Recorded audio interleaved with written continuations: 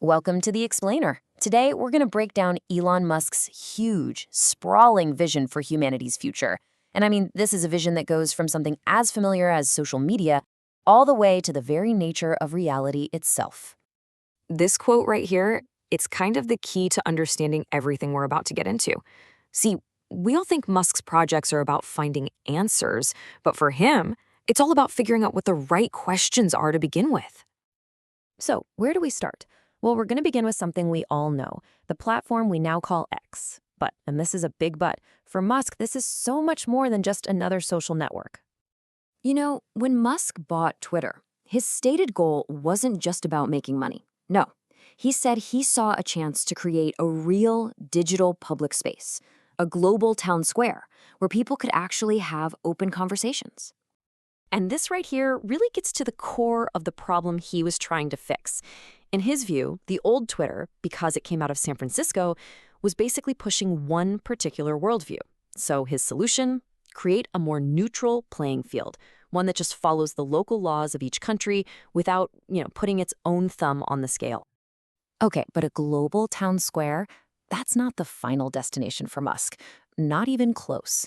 It's really just the first step, the foundation for something way, way bigger.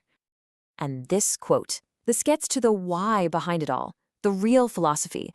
For Musk, it's not enough to just connect people. It's about connecting all of humanity in a way that creates something, well, something new, something much greater than just a bunch of individuals. So collective consciousness, what does that even mean? It sounds kind of out there, right? But he actually explains it with a really simple and powerful analogy that comes straight from biology. Think about it like this. One single cell, it can't do much. But you get 30 trillion of them working together, and boom, you get a human being who can think and create. Now take that one human. No matter how smart they are, they can't build a spaceship alone. No way. But a whole bunch of humans, sharing ideas, working together, they can literally get to the moon and beyond. But here's the thing. This isn't just about building spaceships or other cool tech. For Musk, making our collective mind stronger has a much, much deeper goal. It's about taking on the biggest mystery of all. He talks a lot about The Hitchhiker's Guide to the Galaxy, that book where the supercomputer spits out the ultimate answer, 42. But the big punchline is, nobody knew what the original question was. So that's Musk's point. By expanding our collective consciousness, we might finally get good enough to figure out what the right questions even are about this universe we're in. Okay, so this whole idea of expanding our consciousness, it leads us right into the next huge shift on the horizon. And it's one he talks about in, well, pretty dramatic terms. A supersonic tsunami. I mean, that's a heck of a phrase, right? And it's totally intentional. He doesn't see AI as some slow, gradual thing. He sees it as this massive, overwhelming wave that's going to completely reshape our society, starting with something as basic as the idea of work. So here's his prediction, laid out on a timeline. He thinks that in less than 20 years, work is going to be optional, something you do as a hobby, not because you have to. And after that, we hit the singularity. That's the point where technological change happens so fast and gets so weird that we literally can't predict what comes next. So, this is the world after that tsunami hits. A world of just complete abundance, all driven by AI and robots. Imagine a world where, if you can think of it, you can have it. Any product, any service, just on demand. Okay, so let's follow this logic. If no one has to work and you can get anything you want, what happens to the one thing that basically runs our entire world right now? What happens to money? To figure that out, we gotta understand how Musk thinks about money. And it's probably not what you'd expect. Forget about wealth or power. He looks at it like an engineer, from an information theory perspective. For him, money is just data. It's a database that keeps track of who's doing what work. And that leads to a pretty wild conclusion.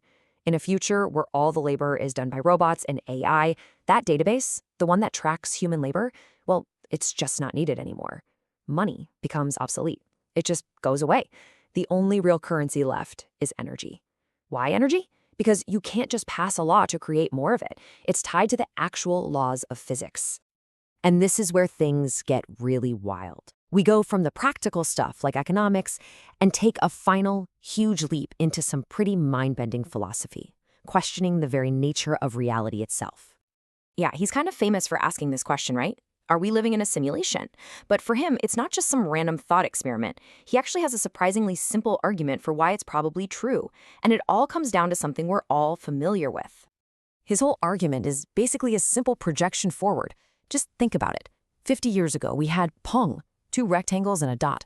Today, we have these incredibly photorealistic, massive multiplayer games.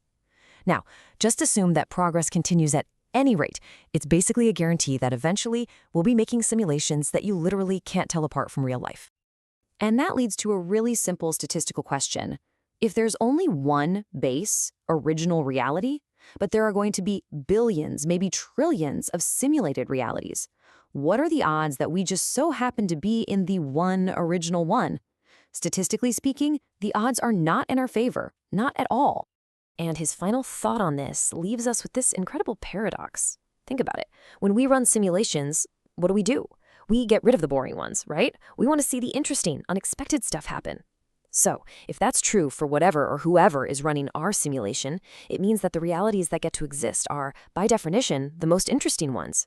And maybe, just maybe, all the chaos and craziness of our world isn't a bug. It's the feature that keeps our simulation from getting deleted.